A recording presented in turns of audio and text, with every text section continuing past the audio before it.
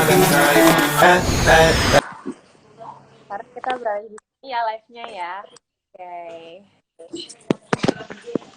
Baik, selamat siang Ibu. Selamat siang. Oke, mohon maaf sekali ya tadi terjadi kendala di sinyalnya, tapi sekarang kita udah bisa bergabung lagi ya teman-teman semuanya, dan selamat datang, saya ucapkan selamat datang kembali buat teman-teman semuanya di Bincang TBC yang ke-8. Saat ini kita sudah terhubung dengan salah satu narasumber kita yang luar biasa sekali, yaitu Ibu Ramil Isdatomaswi ya Bu, ya betul ya? Ya. Kalau boleh tahu Ibu panggilannya Ibu siapa Bu? Bu Ramil. Oke, Ibu Ramil. Oke, nah saat ini kita sudah bergabung ya dengan Ibu Ramil. Beliau adalah kader TBC dari Nusa Tenggara Timur. Selain beliau menjadi kader, beliau juga aktif ya dalam melakukan pendampingan pasien TBC HIV di wilayah Nusa Tenggara Timur. Nah, untuk mengetahui lebih lanjut tentang bagaimana sih peran Ibu Ramil dan bagaimana pendampingan yang Ibu lakukan. Nah, saat ini kita langsung saja untuk menanyakan beberapa pertanyaan kepada Ibu Ramil. Nah, namun sebelum kita mulai bertanya-tanya ya, di sini saya juga ingin menjelaskan rules-nya terlebih dahulu. Jadi untuk Bincang TBC ini nanti akan ada 2 sesi. Yang pertama adalah tanya jawab antara saya dengan Ibu Ramil, dan nantinya juga teman-teman bisa feel free aja untuk tanya ya. Bagi teman-teman yang mau menanyakan pertanyaan, teman-teman bisa langsung add di komen di kolom bawah untuk menanyakan beberapa pertanyaan terkait dengan topik kita pada siang hari ini, dan terkait dengan bagaimana perjuangan Ibu Ramil dalam melakukan pendampingan pasien TBC HIV, terutama juga beliau bekerja sebagai kader TBC. Oke, selamat siang Ibu Ramil, sehat ya Bu? Ya, sehat. Selamat siang. Selamat siang, ya Ibu Ramil ini kader TBC ya dari Nusa Tenggara Timur. Namun sebelum kita bertanya-tanya nih Bu, mungkin Ibu Ramil bisa nih untuk perkenalan singkat terlebih dahulu ya pada teman-teman semua yang telah bergabung siang hari ini. Silakan Ibu. Baik, terima kasih. Selamat siang semuanya. Nama saya Ramil Isdatomaswi. Saya mempunyai suami 1, anak 2, 1 cewek, 1 cowok. Mereka berdua sudah kuliah. Anak pertama saya sudah masuk semester 4, anak kedua semester 2. Terima kasih. Saya sebagai kader. Iya, yang harus garis bawahi dari perkenalannya Ibu Ramil adalah Ibu Ramil mempunyai suami 1 ya teman-teman ya. Iya, suami harus 1 ya teman-teman ya, tidak boleh lebih dari 1. Kalau lebih dari 1 namanya apa ya Bu? Serakah. Oke, terima kasih Ibu Ramil atas perkenalan singkatnya. Jadi Ibu Ramil juga mempunyai 2 orang putra, yaitu 1 putri dan satunya lagi adalah seorang perempuan ya Bu ya. Nah, mungkin setelah kita melakukan perkenalan singkat, kita langsung aja nih back to our topic pada siang hari ini tentang bagaimana perjuangan yang Ibu lakukan sebagai kader di wilayah Nusa Tenggara Timur. Nah, yang saya tanyakan dahulu nih Bu, mungkin profesi apa sih yang Ibu lakukan sebelum menjadi kader? Adakah profesi tertentu yang Ibu lakukan atau kegiatan lain ya yang Ibu lakukan selain menjadi seorang kader TBC? Silahkan Bu. Sebelum saya menjadi kader TBC tahun 2018, saya hari-hari di rumah saya membuat kue jajanan untuk titip di kios. Titip di kios. Tapi sampai tahun 2018 saya menjadi kader TBC. Tapi pekerjaan saya sehari-hari itu saya tetap bekerja sampai sekarang untuk menghidupi kedua anak saya dan saya, karena saya mencari hidup dalam keluarga saya. Terima kasih. Oke, ya baik Ibu, terima kasih untuk penjelasannya. Jadi setelah menjadi kader, Ibu ini juga sangat pintar sekali ya dalam membuat kue untuk dititipkan ke kios ya. Beliau sangat mahir di bidang tata boga pastinya. Jadi Ibu Ramil ini merupakan sebuah sosok ibu rumah tangga yang mengayomi kepada suami dan juga kepada anak-anaknya. Nah, Ibu, saya juga menanyakan nih satu pertanyaan ya. Mengapa sih Ibu tertarik untuk bergabung dalam TBC, terutama menjadi seorang kader? Mengapa Ibu mau dan rela untuk melakukan tugas kerjaan tersebut, Ibu? Saya cerita dari awalnya. Waktu tahun 2018, itu almarhumah ibu saya masih hidup, menderita sakit. Saya mengurusnya di rumah sakit sampai almarhumah saya meninggal, dipanggil Tuhan. Dan setelah meninggal pada bulan Januari, saya menerima sebagai kader TBC, dan saya menganggap bahwa ini panggilan Tuhan buat saya dalam keluarga saya. Makanya saya punya niat yang tulus harus mengurus orang sakit, dan saya menganggap bahwa saya mengurus keluarga saya sendiri karena mengingat almarhumah saya. Baik, saya juga turut berduka cita ya Bu atas meninggalnya Ibu. Semoga Ibu dari Ibu Ramil bisa ditempatkan di sisi terbaik, Tuhan, dan dengan adanya kejadian tersebut ini juga mungkin dapat menjadikan sebuah ibadah yang dilakukan, ibadah sepanjang hidup. Saya bekerja, Ibu bisa melakukan sebuah ibadah yang bisa membantu ya teman-teman lain, dan semoga ini juga akan menjadi sebuah memberikan keberkatan yang banyak ya Bu dalam kehidupan kita pastinya. Saya turut berduka cita ya Ibu, semoga dan keluarga yang ditinggalkan tetap tabah dan tetap semangat dalam menjalani kehidupan. Baik, Ibu, terima kasih atas ceritanya. Ini benar-benar sangat menyentuh hati sekali ya teman-teman ya, bahwa banyak sekali alasan, banyak sekali latar belakang yang mendasari diri kita untuk berkecimpung dalam dunia kemanusiaan. Gitu. Jadi memang apa yang kita lakukan saat ini adalah bukan semata-mata untuk uang, bukan semata-mata untuk material, tapi adalah semua ini juga merupakan panggilan hati. Ini juga merupakan sebuah dedikasi yang kita lakukan agar teman-teman kita yang lain juga dapat terselamatkan, teman-teman kita yang lain juga dapat mendapatkan perlindungan yang layak, seperti seperti apa yang seharusnya mereka dapatkan, seperti itu. Oke, baik, terima kasih Ibu atas ceritanya ya. Nah, mungkin hal ini juga bisa menjadi motivasi tersendiri buat teman-teman yang bergabung di sini, bahwa kita bisa melakukan semua hal itu dari hati kita ya, dari panggilan hati kita, dan tidak berlandaskan hanya melalui material. Oke, terima kasih Ibu atas penjelasannya. Dan untuk pertanyaan kedua adalah kegiatan apa saja sih yang Ibu lakukan saat Ibu menjadi kader di setiap harinya? Mungkin bisa dijelaskan Bu. Saya menjadi kader, kegiatan saya itu saya mengambil data di puskesmas dan turun investigasi kontak, yaitu kunjungan rumah. Dan setelah saya kunjungan rumah, saya mendapat suspek.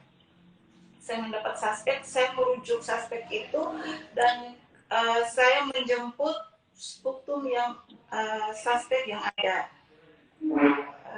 Dalam setiap hari saya menjemput spektum itu dan saya mengantar ke puskesmas untuk pemeriksaan. Kalau hasilnya negatif atau positif, pasti dari pengelolanya menginformasikan saya, dan saya menginformasi lagi ke, kalau positif saya informasi, atau negatif pun juga saya informasi kembali ke suspek yang ada.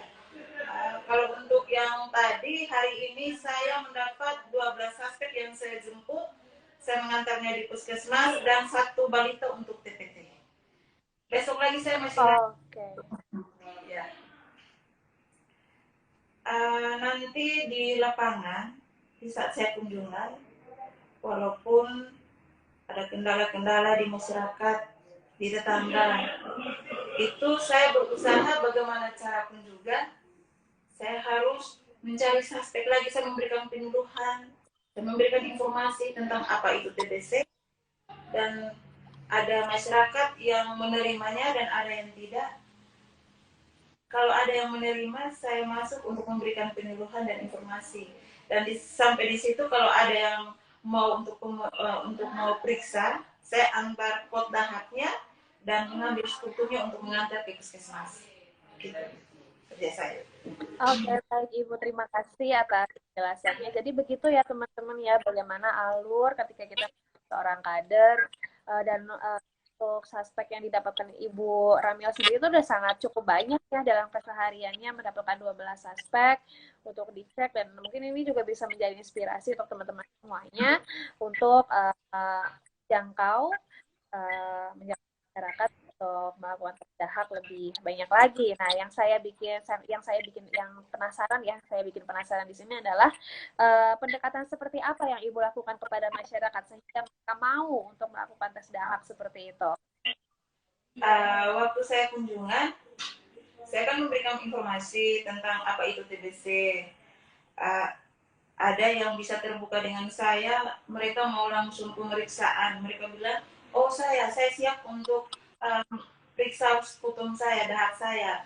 Nanti kalau mereka mau, saya mengantar pot dahaknya itu dan saya jemput lagi. Dan pendekatan saya terhadap mereka, saya juga mengambil hati mereka. Maksudnya, saya berbicara sama mereka, bagaimana caranya untuk saya bisa berkonfirmasi dengan mereka supaya mereka itu bisa periksa, karena ada masyarakat yang sudah gejala tapi mereka tidak mau periksa. Nah, cara saya itu, saya palingnya buatnya begini Bu, saya pertama saya pancing, maunya mancing dia, kayak permancing ikan ya, maunya mancing. Saya buat, Ibu atau Bapak, apakah Bapak ada gejala ya? Saya bisa membantu, saya mendampingi Bapak untuk pemeriksaan. Kalau kita berbicara dengan sopan, kita dengan sopan santun, pasti mereka juga menerima kita. Tetapi kalau kita, ih, ini apa Bapak? Bapak ini besok harus periksa ya? Kalau kita pakai bahasa begitu kan, mereka menganggap bahwa tidak sopan bagi mereka.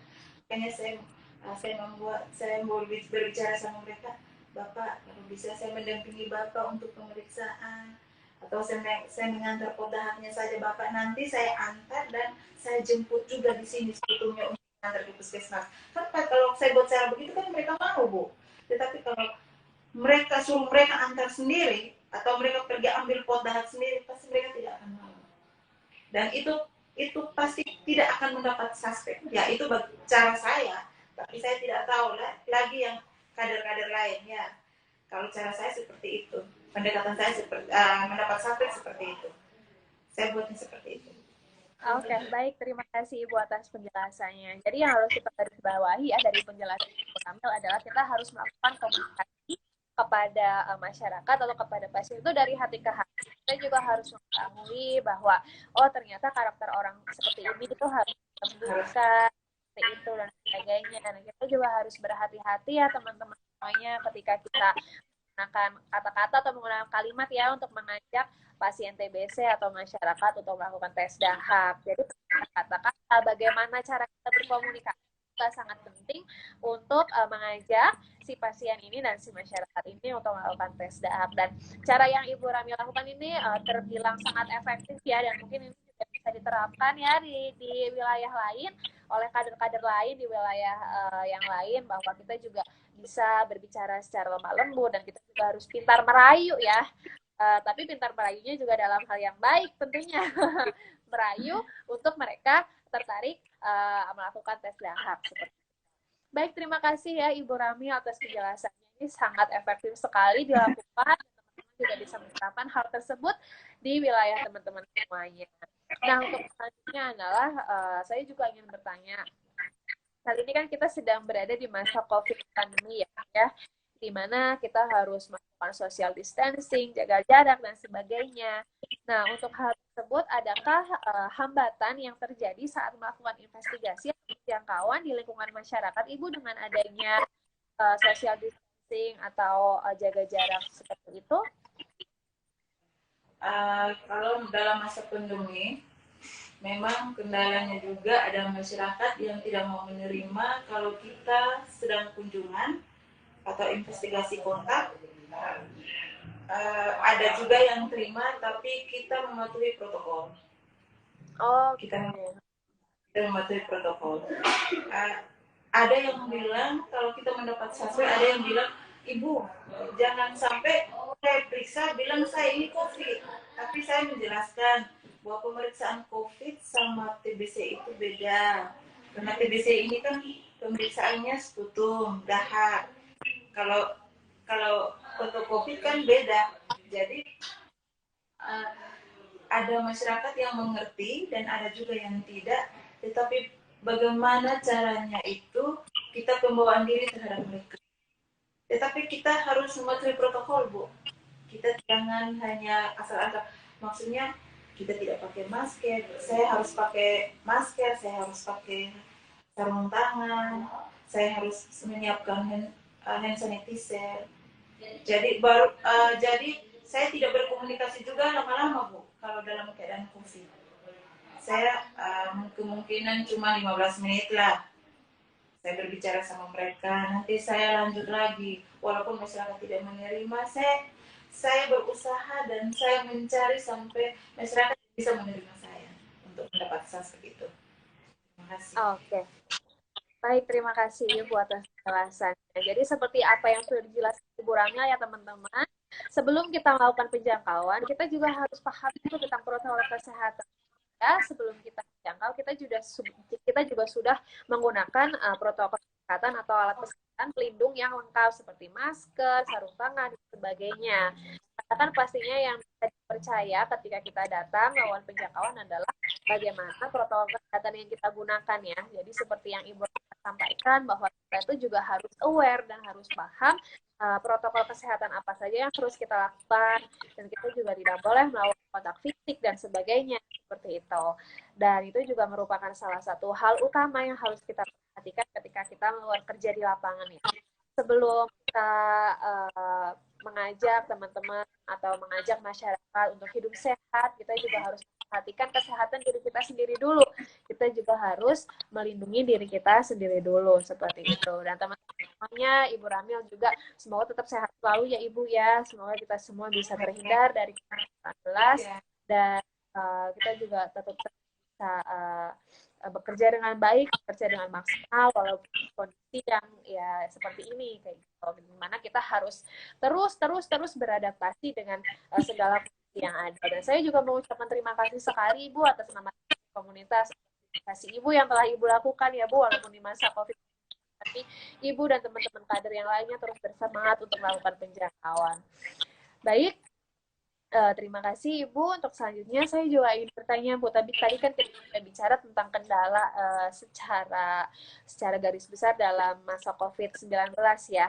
Nah, yang ingin saya tanyakan selanjutnya adalah adakah hambatan atau kendala tertentu yang Ibu rasakan ketika Ibu menjangkau rumah pasien? Mungkin misalnya seperti jarak yang jauh atau misalnya jalan yang rusak atau seperti apa, Ibu mungkin bisa dijelaskan terlebih dahulu, bisa diceritakan kepada teman-teman semuanya juga. Kendala saya memang ada juga di lapangan, ada jalan rumah yang jauh, ada jalan yang rusak, tetapi bagaimana caranya saya harus sampai di indeks itu atau pasien itu. Walaupun jauh, tetapi itu satu pekerjaan yang harus saya lakukan, maka itu saya menganggap bahwa itu beban untuk saya kalau saya tidak ketemu pasien itu. Jalan rusak ya saya harus berusaha bagaimana caranya saya harus lewat jalan rusak itu. Ya, kalau jalan rusak ya parkir motor atau jalan kaki saja, tidak usah bawa motornya ke sana. Walaupun rumahnya itu jauh, ya terpaksa saya harus jalan dengan kendaraan. Saya bisa tiba di indeks dan saya bisa bertemu dengan mereka dan bisa mendapat suspek, memberikan sosialisasi dan saya bisa mendapatkan suspek itu untuk pemeriksaan. Tujuan saya jauh, jalan rusak ataupun hambatannya apa, tetap saya harus sampai dan saya harus mendapat suspek untuk masyarakat harus ada yang diperiksa supaya saya memutuskan mata rantai kuman Mycobacterium tuberculosis. Itu saja.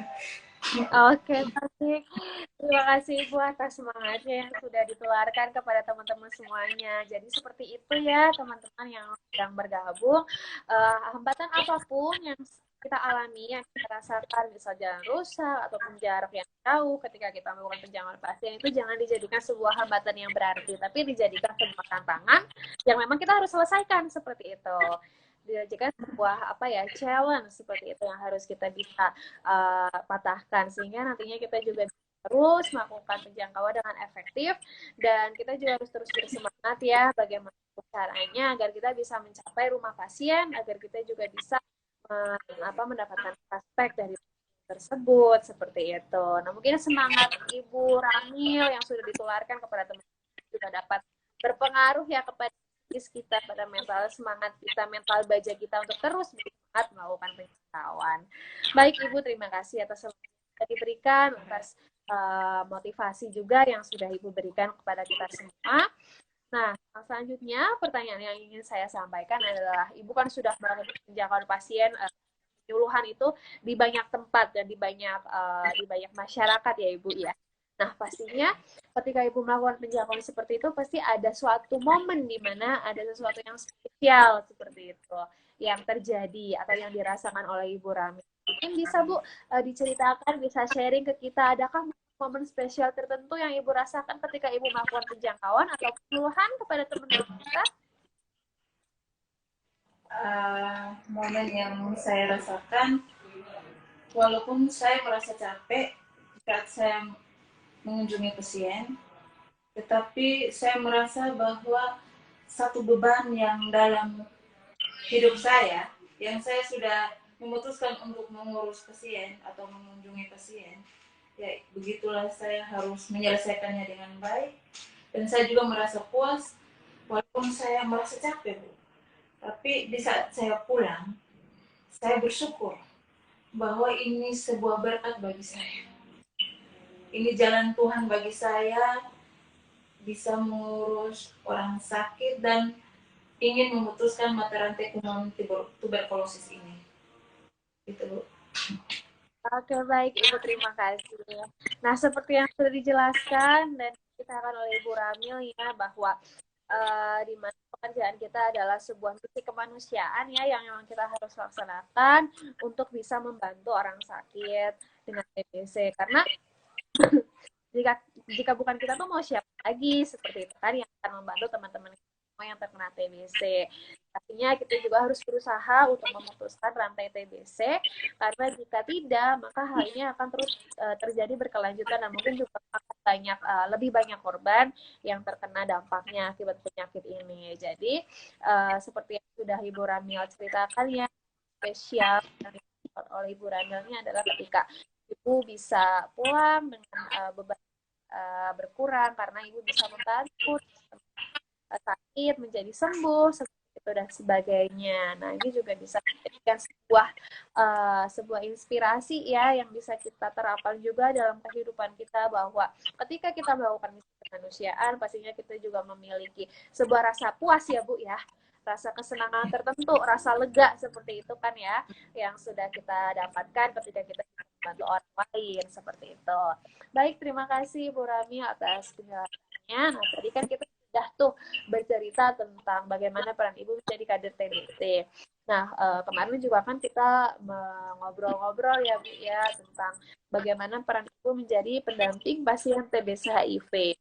Nah, yang saya ingin tanyakan adalah bagaimana sih pendampingan yang Ibu lakukan kepada pasien-pasien TBC HIV tersebut dan adakah selama ini pasien yang Ibu dampingi sudah sembuh dari penyakit tersebut, Bu? Mungkin bisa diceritakan kepada teman-teman semuanya. Saya sebagai kader TBC dan saya juga sebagai pendamping ODA di kelurahan saya mendampingi 3 ODA, 2-nya sudah selesai pengobatan TBC, 1-nya belum, masih sementara pengobatan. Yang saya lakukan untuk pendampingan TB HIV, biasanya kalau pasien ini dalam keadaan darurat atau dia tidak bisa jalan atau merasa pusing atau merasa bagaimana, berarti saya sebagai pendamping peranan saya itu saya harus ke rumah sakit untuk mendaftarkan pasien ini, Oda ini, untuk mengambil obatnya di polis obat. Dan setelah saya sampai di polis obat itu, saya bertemu dengan dokter, saya menjelaskan bahwa pasien ini tidak bisa datang karena ada sakit atau rasa pusing atau bagaimana, ada halangan, makanya saya harus datang. Tetapi dokter juga menerima saya sebagai pendamping karena dokter juga percaya bahwa kita sebagai pendamping itu sekaligus sebagai PMO, Bu, supaya pasien ini jangan putus berobat. Selanjutnya saya mengantar obat-obatan ini ke Oda untuk melanjutkan terapi B20-nya. Gitu. Baik Ibu, terima kasih atas penjelasannya. Nah, yang dilakukan Ibu mungkin juga adalah melakukan pendampingan dengan ambil obat ya dari rumah sakit dan sebagainya. Nah, mungkin yang ingin saya lebih tekankan lagi ini adalah bagaimana Ibu memotivasi pasien-pasien tersebut untuk aktif, Bu, untuk minum obat seperti itu. Adakah kendala ketika mereka minum obat-obatan tersebut, Ibu? Dan bagaimana cara Ibu memotivasi mereka untuk terus minum obat? Kalau untuk kendala pasien yang minum obat, ada juga, tetapi cuman saya memotivasi dia sama keluarganya bahwa obat ini tidak boleh putus diminum, harus rutin minum dan tepat waktunya, supaya karena B20 ini kan cuma menyehatkan, ARV-nya cuma menyehatkan, tidak sembuh kan. Jadi saya menjelaskan, saya motivasi bagi keluarga dan pasien ini supaya dia jangan putus berobat. Dan selanjutnya saya juga punya kendala, Bu. Punya kendala, ada satu pasien ini sekarang ini dia masih berobat. Ini yang sini satu pasien Oda kan ada 3, jadi saksi yang satunya ini pasien ini awal-awalnya itu dia tidak mau minum karena bilang efek samping obatnya. Tapi saya menjelaskan, saya memberikan motivasi baginya untuk melanjutkan minum obatnya, dan sekarang dia lagi minum. Tetapi keluarganya tidak ada yang tinggal sama ibu ini lagi karena ibu ini dia kalau dikasih obat, dia akan marah dan bisa lempar anak-anak sampai pukul anaknya sampai pingsan, Bu. Jadi saya mengambil jalan tengah, saya memberikan terhadap ibu ini, saya memberikan motivasi, ibu sayang anak-anak tidak. Kalau ibu sayang anak-anak, ibu harus lanjut minum obat, tidak boleh putus dan jangan pukul anak-anak, nanti anak-anaknya keluar dari rumah, ibu tinggalnya dengan siapa? Jadi saat ini ibu ini mungkin berpikir bahwa oh itu lebih bagus, itu ibu ini memberikan saya informasi yang bagus, makanya sekarang dia lanjut berobat, Bu, lanjut minum obat. Gitu. Oke, baik. Terima kasih Ibu atas penjelasannya. Nah, mungkin poin-poin yang bisa diambil dari penjelasan Ibu Ramil adalah kita juga tidak hanya bisa memotivasi pasien ya untuk minum obat, tapi siapa saja bisa menjadi pengawas menelan obat, baik keluarga maupun tetangga dan sebagainya. Bahkan ketua RT RW pun itu juga bisa menjadi pengawas menelan obat untuk membantu si pasien-pasien ini agar mau dan menyelesaikan pengobatannya hingga akhir. Ya, jadi seperti yang sudah Ibu Rami lakukan ya, seperti yang sudah Ibu Rami terapkan bahwa kita juga bisa memberikan edukasi kepada keluarga-keluarga sekitar dan tetangganya bahwa ini pasien itu harus melakukan pengobatan dengan minum obat dengan durasi tertentu, dan itu juga motivasi agar si pasien ini bisa lebih bersemangat untuk minum obat. Setelah itu yang poin kedua adalah kita juga bisa melakukan komunikasi dari hati ke hati seperti yang sudah Ibu lakukan, bahwa ini merupakan sebuah langkah ya yang bisa kita berikan kepada teman-teman atau kepada pasien-pasien yang masih belum bisa atau belum mau untuk minum obat. Mungkin kita juga bisa memberikan motivasi dari hati ke hati, bisa kita memberikan sebuah tempat untuk mereka curhat ya kepada kita apa yang mereka rasakan, dan mungkin hal itu juga bisa kita bantu ya nantinya untuk depannya, sehingga mereka merasa lebih ringan, beban yang mereka pinggul itu bisa lebih ringan daripada mereka harus memegang semuanya sendiri seperti itu.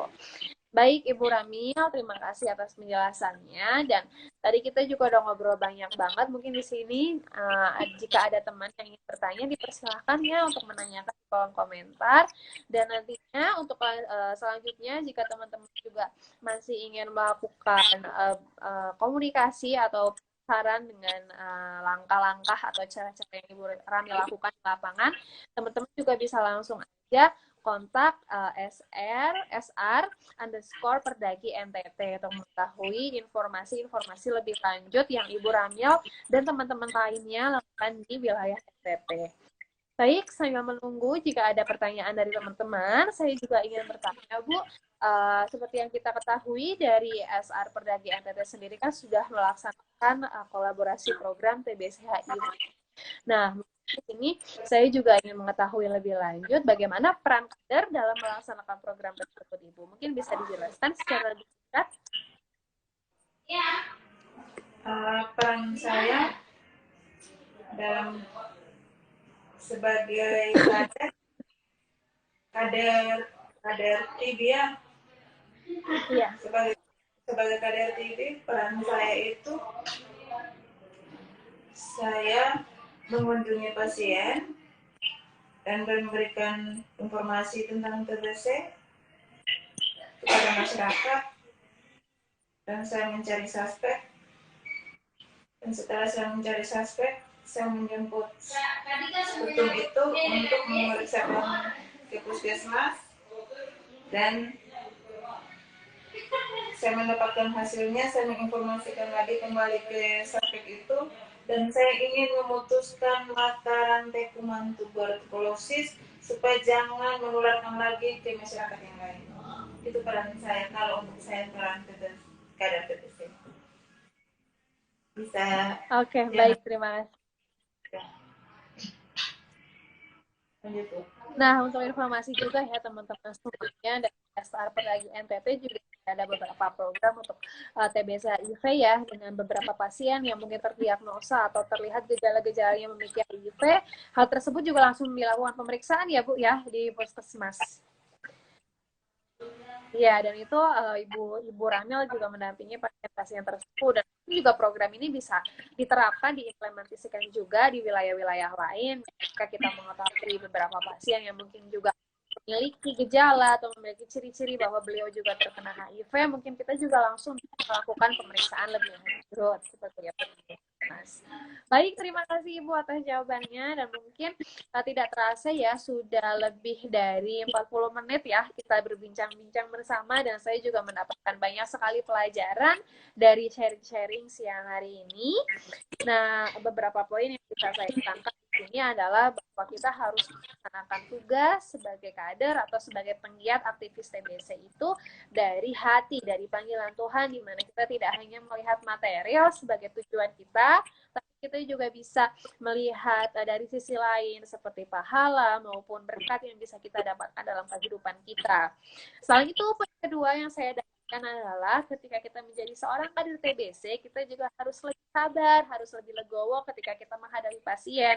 Kita harus mengetahui karakter pasien tersebut seperti apa, sehingga kita juga bisa mengetahui cara komunikasi seperti apa nih yang bisa kita ambil. Kita juga harus lebih lemah lembut, kita juga harus berbicara dari hati ke hati, agar si pasien bisa mau ya, dan luluh untuk bergabung atau untuk melakukan tes dahak seperti itu. Nah, selanjutnya Yang ketiga adalah kita juga bisa ya mengajak keluarga atau mengajak orang-orang sekitar pasien jika pasien tersebut belum mau atau belum memiliki motivasi yang tinggi untuk minum obat, kita juga bisa memberikan edukasi kepada keluarga maupun orang-orang di sekitarnya agar mereka mampu mendukung si pasien ini agar dapat melakukan pengobatan atau minum obat hingga akhir program pengobatan sehingga mereka sembuh dan mereka juga bisa sehat seperti sedia kala. Nah, berikut 3 poin ya yang bisa kita ambil dari sharing-sharing kita hari ini.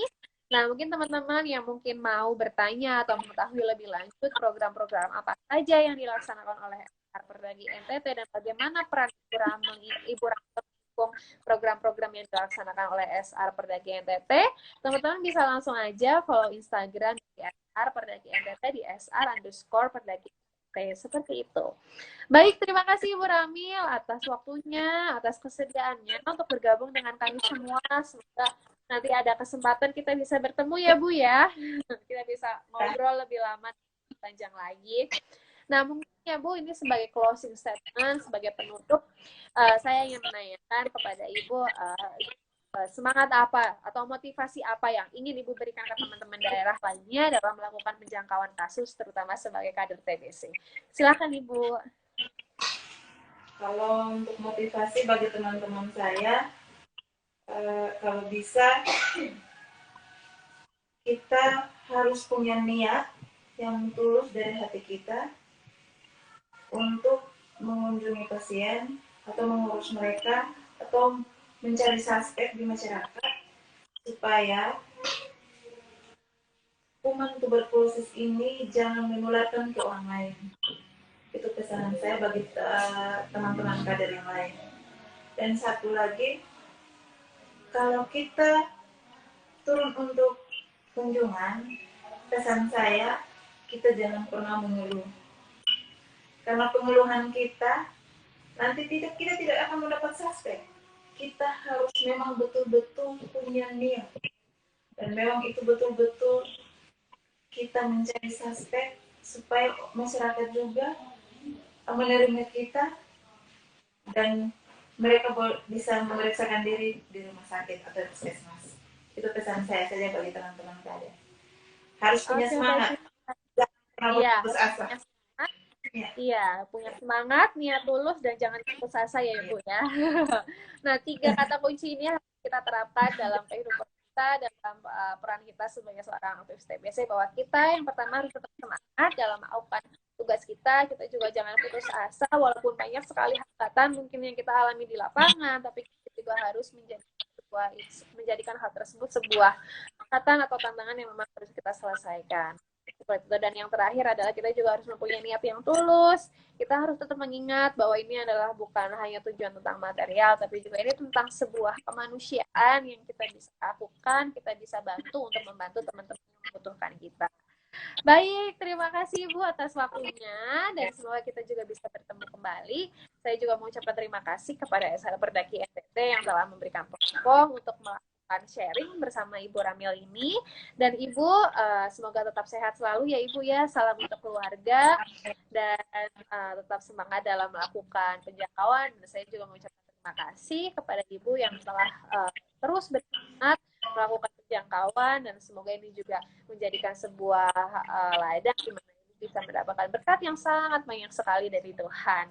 Baik, terima kasih Ibu atas waktunya. Saya close untuk TBC sesi ke-8 ini dan sampai jumpa di sesi TBC selanjutnya. Terima kasih Ibu, sampai jumpa di lain waktu. Dadah semuanya.